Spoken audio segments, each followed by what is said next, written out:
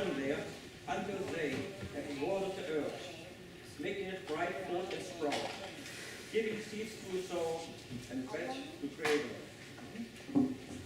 Yeah. Okay. So shall my word be that gone and from now my mouth. It shall not return to me empty, but it shall accomplish that which I purpose, and succeed in the thing for which I send it.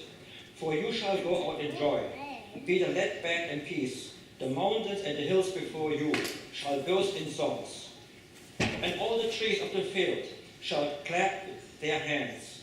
And instead of the storm shall come up the cypress, and instead of the briar shall come up the myrtle. And it shall be to the Lord for memorial, for everlasting sign that shall not be cut off. The word of the Lord. Thanks be to God. Our psalm this morning is number 65, beginning at the first verse. How about, especially in honor of Harry's return, the men read the light print with me, and the ladies read the bold print. You are to be praised, O God, Zion. To you shall vows be fulfilled. To you, the one who answers prayer, to you all flesh shall come. Our sins are stronger than we are, but you blot out our transgressions. Happy are they whom you choose and draw to your courts to dwell there. They will be satisfied by the beauty of your house, by the holiness of your temple. Also they would show us your righteousness, O God, our salvation. The whole land and the earth, and all the oceans far away. You make firm the mountains by your power. You are girded about with might. You still the roar of the seas, the roaring of the waves, and the clamor of the peoples. Those who dwell at the ends of the earth will tremble at your marvelous signs. You make the dawn and the dusk to sing for joy. You visit the earth and water it abundantly.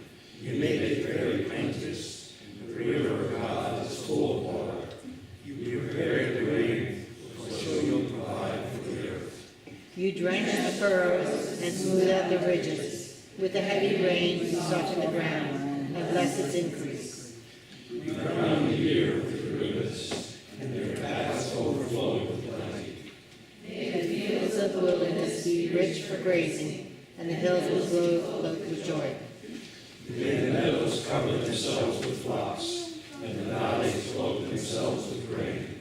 Let them shout for joy and sing.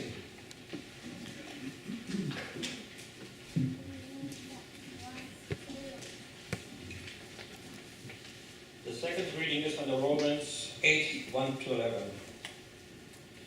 There is therefore now no condemnation for those who are in Christ Jesus. For the law of the Spirit of life of Christ Jesus has set us free from the law of sin and of death. For God has done what the law, weakened by the flesh, could not do by sending his own Son in likeness of sinful flesh, and do the deal with the sin. He condemned in the sin of flesh, so that the just requirement of the law might be fulfilled in us, who walk not according to the flesh, but according to the Spirit. For those who live according to the flesh set their minds on the things of the flesh, but those who live according to the Spirit set their minds on the things of the Spirit. Do set the mind on the flesh is death, but to set the mind on the Spirit is life and peace.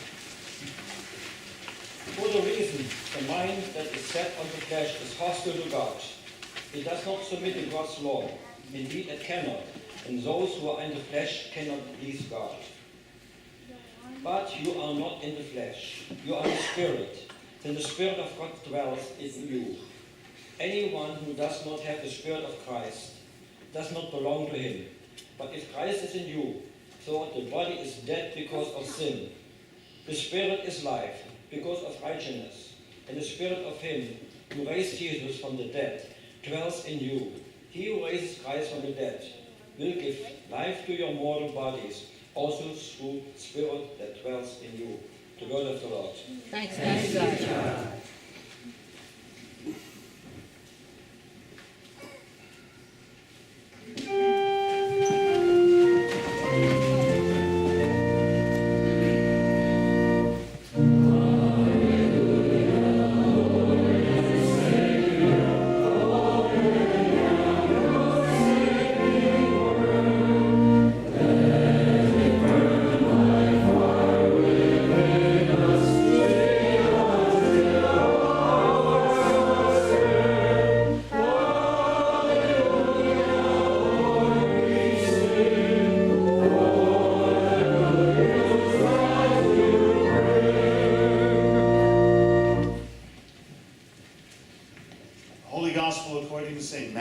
13th chapter.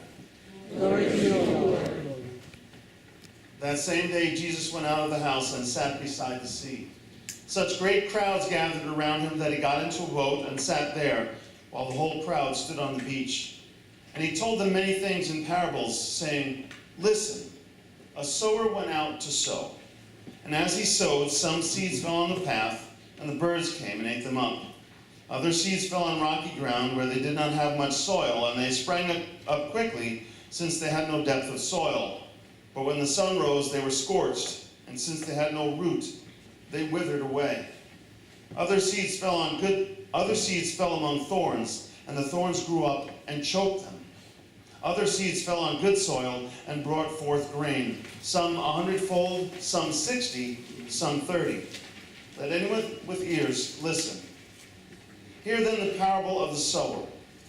When anyone hears the word of the kingdom and does not understand it, the evil one comes and snatches away what is sown in the heart.